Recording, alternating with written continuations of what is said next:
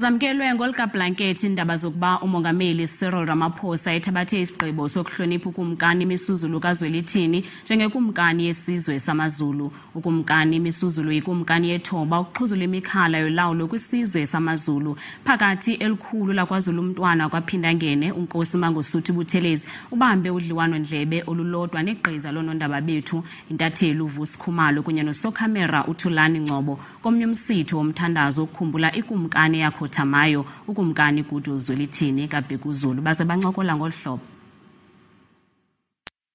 Umva kwesinqumo sayizolo singamengameli uCyril Ramaphosa lapha ihambisane khona nendlunkulu ekutheni baqoke inkosi la uMisuzulu ekutheni kube yona ethatha izintambo zobukhosi bakwaZulu. Sibe sesikhuluma ke nomntwana kwaphindangene onkundunankulu amabutho kaZulu kanjalo nje nendlunkulu kube sebeka kanje ngalesinqumo sayizolo. Injabulo enkulu ngithini sizwe sonke sikaZulu ngiyabona fanele ukuthi khona umthwalo